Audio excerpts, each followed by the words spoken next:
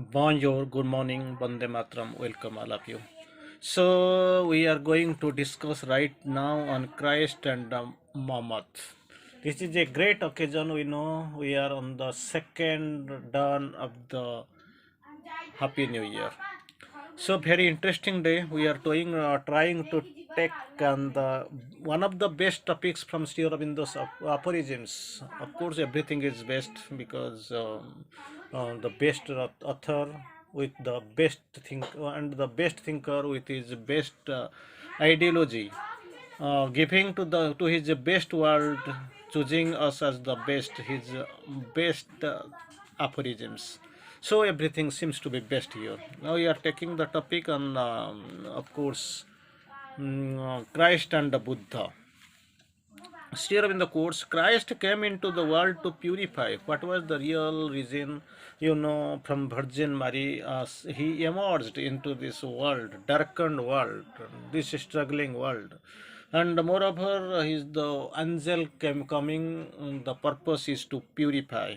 Christ came into the world to purify, not to fulfill. That must be taken care. He came to the world to purify, not to fulfill. When Sri Aurobindo has quoted to purify means it was totally impure. He himself foreknew the failure of his mission and necessary for his return with the sword of God into the world that had rejected him.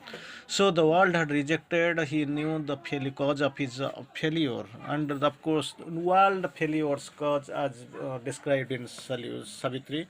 So, Sri Aurobindo course, which is a very nice, interesting thing, nice thing to enjoy, of course, see. Christ came into the world to purify, not to fulfill. And second, he himself foreknew the failure of his mission.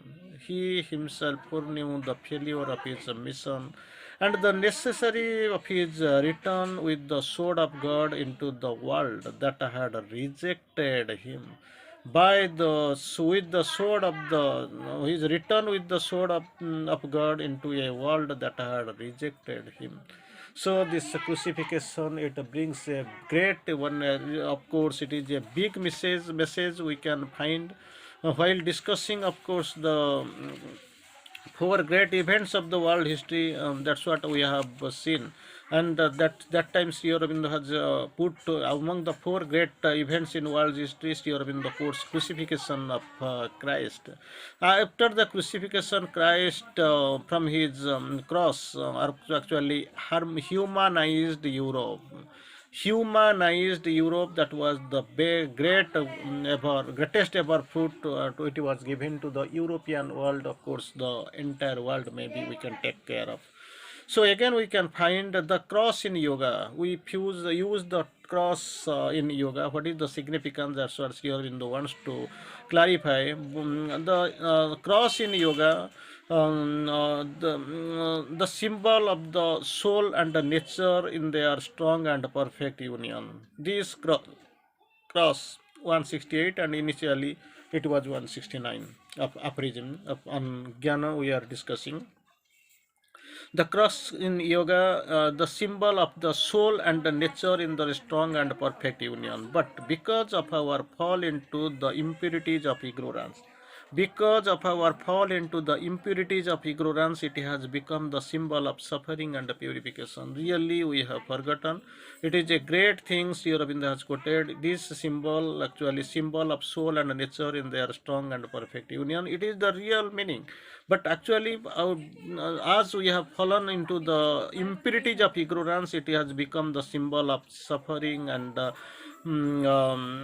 so we can find the pure signal, and of course significance, significantly it has become insignificant, signifying suffering and purification. Again, we can go and another term, the term of use, what the real point of discussion, that is on Muhammad. So Muhammad's mission was necessary during the course. It was necessary to unify the Muslim world. Muhammad's mission was necessary. Else we might have never all ended by thinking. in the exaggeration of our efforts at self-purification. That earth was meant only for the monk and the city created in a vestibule for the desert. So his mission was really, it was an essential mission, it was necessary. Else, we might have ended by thinking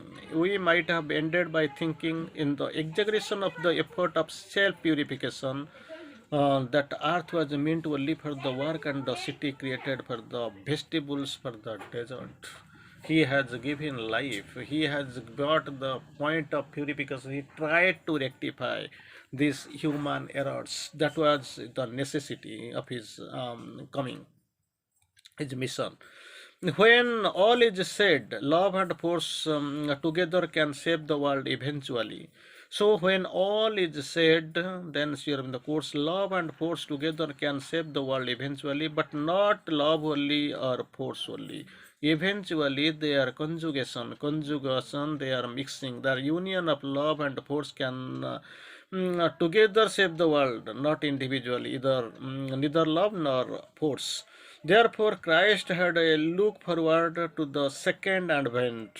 Therefore, Christ had a look for the second advent and Muhammad's religion, where it is not stagnant, looks forward towards the imams to a Mahdi. So this is the great difference we have seen. Either both love and force are necessary to save the world. Against here in the quotes about individual contributions, individual mission of Christ and Buddha, Christ and Muhammad, of course. The Christ had a look forward to a second advent and Muhammad's religion, that Islam, which is not a stagnant, looks forward through the imams to a Mahdi. Again, we can find that another term, little forward. Law cannot save the world. Very interesting. Law can't save the world. Therefore, Moses ordinances are dead for humanity, and the Shastra of the Brahmins is corrupt and dying. So most of the time, many criticism we can find here. Law cannot save the world. Therefore, we know Moses ordinances are dead for humanity, and of course, like Plato's Shastra of the Brahmins are corrupt and dying. So, law released into freedom is the liberator. Great aphorism we can find. Law released into freedom is the liberator. Not the Pandit, but the yogins. Not the monasticism, but the inner renunciation of the desire and the ignorance and the egoism. That is the required. So law liberated becomes the law released into freedom. Is the liberator. So law alone can't save the world, because it is now confined, corrupted by all the faculties. I mean, as Sri quotes, Moses ordinances are dead for humanity. Shastras of the Brahmins are corrupt and dying. So what about neither not the Pandit nor the yogins, but monasticism, but not the monasticism, but actually inner renunciation of desire and ignorance and egoism that can liberate. That's what the most important things Sri Aurobindo has quoted. Inner renunciation of desire, ignorance and egoism can save the nation. Again, Sri Aurobindo has put forward as aphorism number 100. Eventually, Sri Aurobindo quotes, God within is leading us always aright even when we are in the bonds of the ignorance. Naturally, we are in the bonds of ignorance, bearing a few. Almost everything is confined to the bonds of the ignorance, prison of ignorance. So God is leading us always aright, even when we are in the bonds of the ignorance. But then Though the goal is sure, it is attained by circlings and deviations. Goal is sure, no doubt of it, but actually it is attained by circlings and deviations. That is what the true thing Sri Aurobindo has quoted. In spite of all imprisonment, these deviations, ignorance, and narrowness, but still then it is sure. Sri Aurobindo quotes, of course, it is true, and that God is actually leading us always aright, even though the path seems to be circlings and deviations. It is sure. Again, we can go for the another one. They who are deficient in the free, full, and intelligent observation of the self-imposed law. Those who are deficient in the free, full, and intelligent observation of the self-imposed law must be placed in subjection to the will of others. Just to see how precarious is it. Again, I will try to quote: those who are deficient of the free, full, and intellectual observation of a self-imposed law must be placed in subjection to the will of others. This is one principal cause of the subjection of the natures. For the subjection of the nature, that is the all we must know clearly. After their egoism has been trampled under the feet of a master, they are given, or if they are forced, they have forced in them a fresh chance of deserving liberty by a liberty. Deserving liberty by liberty. Very interestingly, so that freedom is necessary, they must come out of the bondage. That ignorance which is coming as a bar must be renounced. Again, 165 we are going to observe the law. Very interestingly, everything is coming under that law and ordinance. To observe the law we have imposed on ourselves rather than the law of others. To observe the law we have imposed on ourselves rather than the law of others is what is meant by liberty in our unregenerate, regenerate condition. Only in God and by the supremacy of the Spirit. Only by God and by the supremacy of Spirit can we enjoy the perfect freedom. Very interesting. So we can have a true analysis of the perfect freedoms here in the course. Only in God and by the supremacy of the Spirit can we enjoy the perfect freedom. Then we are going for the next one, the double law of sin and virtue. So here in the course again, the double law of sin and virtue is imposed on us because we have not that ideal life and knowledge within which guides the soul spontaneously and infallibly to the fulfillment. So naturally we are under the imprisonment because you know the dual law of sin and virtue. Two dual law, one is of sin and another is virtue, is imposed on us. It is, no, we are not free, it is imposed on us. We have not the ideal life and knowledge, because the problem is that we have not the ideal life and knowledge within. Now within knowledge and ideal life and knowledge, ideal life and knowledge within, which guides the soul spontaneously and infallibly to its fulfillment. Against here of the course, same thing, same dual law. The law of sin and virtue ceases for us when the Son of God shines upon the soul in truth and love. Because you know, soul is inside us, spark of the absolute. It is really not guided perfectly by the perfect ideal life and knowledge. When this condition really changes, and the law of sin and virtue ceases for us, that is not required. It ceases from working. It has no value. When the Son of God shines upon the soul in truth and love, Son of God shines upon the soul in truth and love with its unveiled splendor. So this is the condition we have to take care of. This is the most important thing. Son of God shine upon the soul in truth and love, what is unveiled within its unveiled splendor. Moses is replaced by Christ and the Shastra by Veda. So the important thing we can find, this is the self-liberation starts when the soul, Son of God shines upon the soul in truth and love. with unveiled splendor. Then what is the changing output we find? Moses replaced by Christ, and Shastra replaced by Vedas. So little bit we are going forward to in our mission up to discuss mission of our discussion from Sri Aurobindo's aphorisms. It is number 173. Very interesting. Even Vivekananda once in the stress of emotion, we can find here in the quoting. Even Vivekananda once in her stress of emotion admitted the fallacy that the personal God would be too immoral. Personal God would be too immoral to be suffered, and it would be the duty of all God men to resist them. Here in the course, it has been quoted from Vivekananda when out of stress of emotions he has quoted. He admitted the fallacy that impersonal God would be too immoral.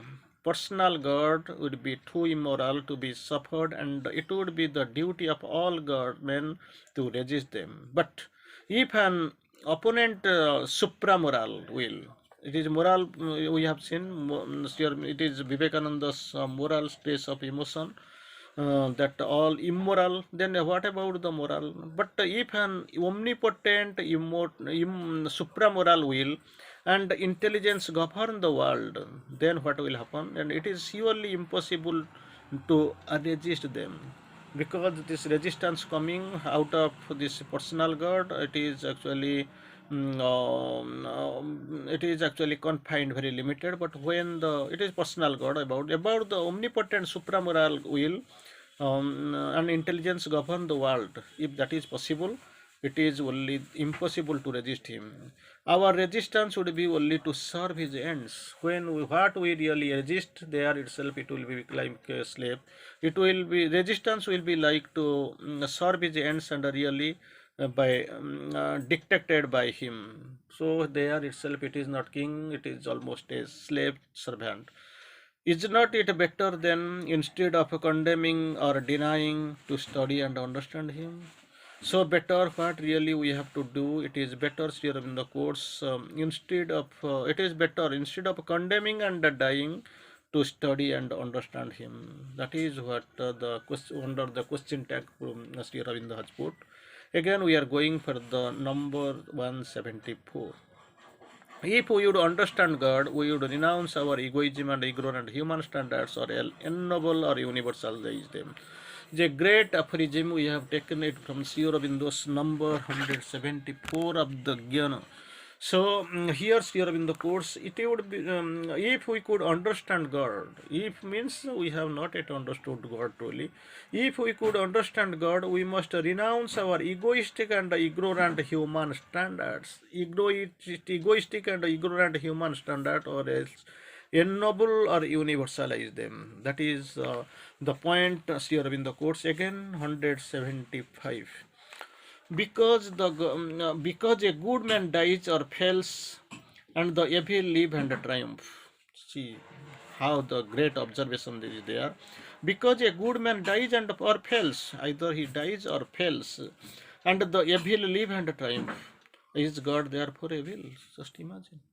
Everything is it's living. Suppose this Bibhisana, after being kicked off, suppose he would have left this Lanka.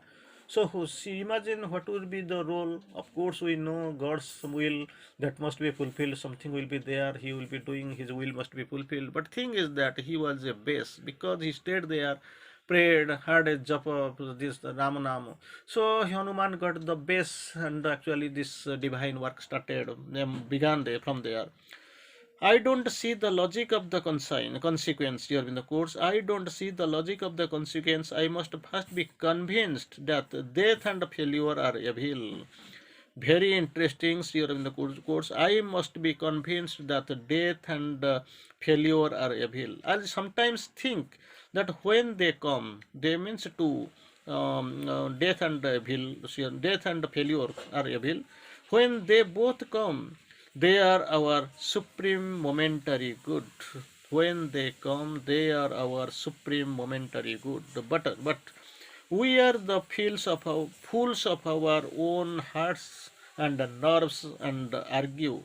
We are the fools of our hearts and nerves and argue that what do they do not like or desire must of course be an evil. So here in the course we are just a fool because what everything what is going against our thinking something contradictory, then naturally it is actually hurting us. Sri Aurobindo quotes beautifully, but we are the fools of our hearts and nerves, fools of our hearts and nerves, and argue. Of course, first of thing, we are fools of our heart and nerve, argue that what they don't like or desire, what really they don't like or desire must of course an evil. So you just imagine what is the definition of evil, because we know a good man, as here in the courts, it is find because a good man dies or fails, the evils live and triumph. You can't condemn, you can't blame that God therefore is evil. So logic, it is not like that. First, you must be convinced that death and fullness are evil. I must first be convinced that death and failure are evil. So it is a great description, great time. Of course, it is a great event to find in this topic, to find the stories of Christ, Buddha, the position of course, cross in yoga. Then we found Vivekananda and all. So many ways it is very interesting topic. Of course, it founds a high virtue, no doubt of it. Bande Mataram.